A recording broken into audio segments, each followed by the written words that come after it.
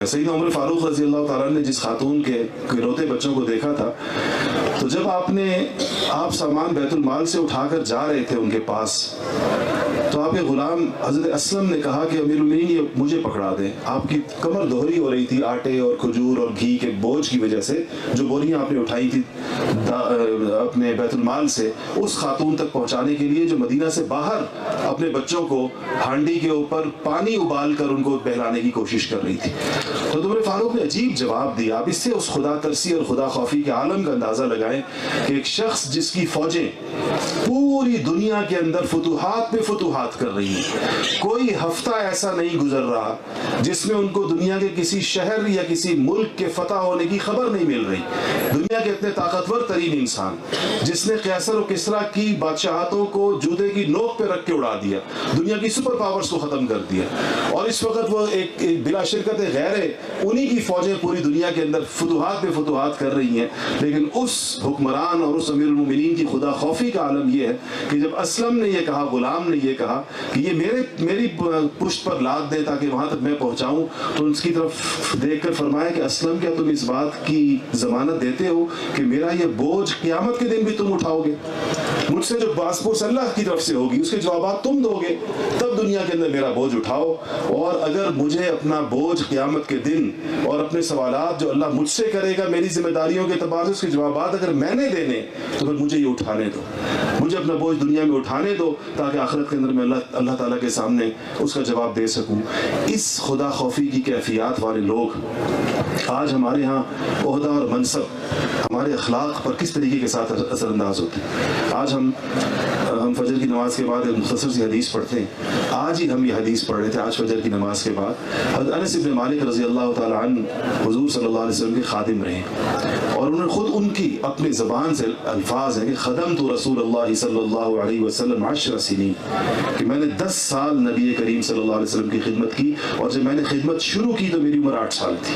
तो इसका मतलब है कि 8 साल से लेकर 18 साल की उम्र। वो एक बड़ा वाक़या है, उनकी वालिदा ने पेश किया था हुजूर की खिदमत में। मदीना में जब लोग आए थे, तो जब हुजूर तशरीफ लाए थे, तो अहले मदीना ने आपको तोहफे दिए थे। तो सीरती किताबों में लिखा है कि सबको जो जिसके पास था तोहफा दिया। तो हज़रत अनस की वालिदा जो एक बेवा थी, उनके पास अपनी गुर्बत की वजह से कोई चीज़ नहीं थी पेश करने की। तो उन्होंने इधर उधर देखा, कुछ मिला नहीं घर में, तो अपने इसी 8 साल बच्चे को लेकर हुजूर के पास हाजिर हो गई और ये कहा कि या रसूलुल्लाह सल्लल्लाहु अलैहि वसल्लम, आज मदीना में लम यब्क़ा रजुलुन वला इम्राअतुन, कोई मर्द भी नहीं बचा, कोई औरत भी ऐसी नहीं बची पूरे मक्का और पूरे मदीना में जिसने आज आपको कोई तोहफा ना पेश किया हो आपकी तशरीफ आवरी के ऊपर। अरब रिवायत थी। तो कहा कि लेकिन मैंने अपने घर में देखा रसूलुल्लाह, मुझे कुछ मिला नहीं आपको, इल्ला इब्नी हाज़ा, इस बच्चे के अलावा, तो मैं इसको लेकर आ गई हूँ कि आपकी खिदमत करेगा। 8 साल का बच्चा कोई खास खिदमत तो नहीं कर सकता, लेकिन बस एक सादत थी, सोहबत उनको मैसर आ रही थी। तो 8 साल से 18, तो उसमें उन्होंने फरमाया कि नबी करीम सल्लल्लाहु अलैहि वसल्लम ने इन 10 सालों में जो मैंने खिदमत की खादी, कभी मुझे डांटा नहीं कभी।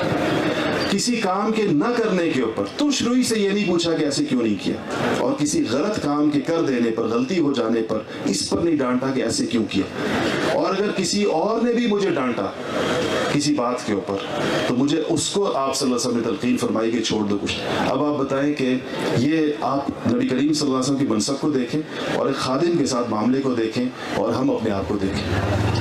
हमारा भी मामला पड़ता है लोगों के साथ, अपने छोटों के साथ, अपने खादिमों के साथ भी पड़ता है, औलाद के साथ भी पड़ता है, तलबा के साथ भी पड़ता है, सबॉर्डिनेट्स के साथ भी पड़ता है। लेकिन आप सोचें कि इसमें हमें, अगर हम ये सीरत को पढ़ें, तो हम कितना हर कदम पर ये सोचेंगे कि हमें अपने अखलाक दुरुस्त करने की ज़रूरत है। एक बड़ा ऊंचा मेयार हमारे सामने आ जाएगा, और हम इस सब के बावजूद, चूँकि हमें इसका अंदाज़ा नहीं हो पा रहा होता कि हमें अपने अखलाक में इन तब्दीलियों की ज़रूरत है। वो सीरत पढ़कर वो एक आईना इंसान के सामने आ जाता है कि अच्छा, मुझे तो सच्चाई के अंदर भी इस चीज़ की ज़रूरत है, मुझे तो तवाज़ो के अंदर इस चीज़ की ज़रूरत है, मुझे तो इसार के एतबार से इस चीज़ की ज़रूरत है, अमानत के एतबार से इस चीज़ की ज़रूरत है। तो जब इंसान को अपनी ज़रूरियात का एहसास हो जाता है, वहीं से उसकी इस्लाह का सफ़र शुरू होता है। वरना बाज़ औक़ात इंसान को یعنی ان سب چیزوں کے نہ ہوتے ہوئے ایک اس کو غلط فہمی ہے، ایک خوش فہمی لاحق رہتی ہے کہ میں تو ان چیزوں میں ٹھیک ہوں، دوسروں سے بہت بہتر ہوں. کیونکہ نفس انسانی کی بناوٹ ایسی ہے کہ انسان کو اپنے عیوب نہیں دکھاتا، دوسروں کے دکھاتا ہے. اپنے عیوب سے ہمیشہ انسان کی آنکھیں بند رہتی ہیں، دوسروں میں انسان کو بہت سارے عیب نظر آتے ہیں، لیکن سیرت طیبہ کا مطالعہ انسان کی اس دیکھنے کی اس حس کو درست کر دیتا ہے. پھر انسان جب دوسروں کو دیکھتا ہے تو خوبیاں نظر آتی ہیں. آپ ٹٹولے تو آپ کو برے سے برے آدمی میں اچھی خوبیاں نظر آئیں گی، اور آپ اس کو اسی خوبی کے اعتبار سے اگر آپ لیتے ہیں اور اس کی حوصلہ افزائی کرتے ہیں تو بالآخر آہستہ آہستہ اپنی خامیوں سے نکل جاتا ہے. اور اپنی خامیوں پر جب انسان کی نگاہ رہتی ہے تو آہستہ آہستہ انسان کو ضرور اللہ تعالیٰ اس میں ان خامیوں سے ایک ایک کر کے اس کو پاک کرتا رہتا ہے. اسی عمل کو تزکیہ کہا گیا جو حضرات صحابہ کی زندگی کا ایک اہم ترین کام تھا. نبی کریم صلی اللہ علیہ وسلم کے کاموں میں سے کام تھا وہ یزکیہم کہ آپ نے ان کا تزکیہ کیا، ان چیزوں سے نکالا ان کو. یہ شہرت کی خواہش سے، مال کی ناجائز خواہش سے، میں نے لفظ ناجائز ساتھ کہا ہے کہ جائز کے اندر کوئی حرج نہیں ہے، بلکہ اس میں بعض اچھی نیتیں بھی ہیں، صحابہ کی بڑی بڑی تجارتیں بھی ہیں، امت کی سطح پر ضروریات بھی ہیں، لیکن اس کی ایک ناجائز خواہش جس میں صرف انسان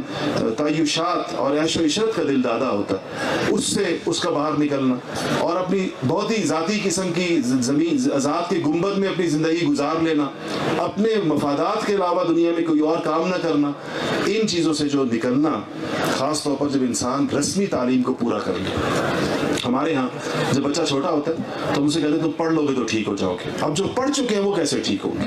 جن کی مزید تعلیم باقی نہیں؟ بلکہ ہم بہت سارے بھی اس میں ہیں جو ہمارے آپ جو نوجوان بیٹھے ہیں، کئی ٹیوشنز آپ بھی پڑھاتے ہوں گے، کوئی 9th ہمارے جو لوگ ڈگری کر رہے ہوتے ہیں گریجویشن کے ساتھ ہی، کوئی 9th 10th کو پڑھا رہے ہوتے ہیں، کہیں نہ کہیں استاد ہوتے ہیں. تو اس اعتبار سے اس بات کی جو ضرورت ہمیں اپنے اندر محسوس ہونی چاہیے، وہ اس کا جو ہمیں سرا ملے گا اصلاح کا، وہ نبی کریم صلی اللہ علیہ وسلم کی حیات طیبہ کی تفصیلات کو ایسے کسی استاد سے آپ پڑھیں جو صرف آپ کو لیکچر دینے پر اکتفا نہ کرے، بلکہ وہ ان کا درد دل بھی ہو، خود ان کی ذات کے اندر وہ دعوت ضرور موجود ہو کہ جب آپ اس کو پڑھیں تو آپ کو اس پر عمل کرنے کا شوق پیدا ہو.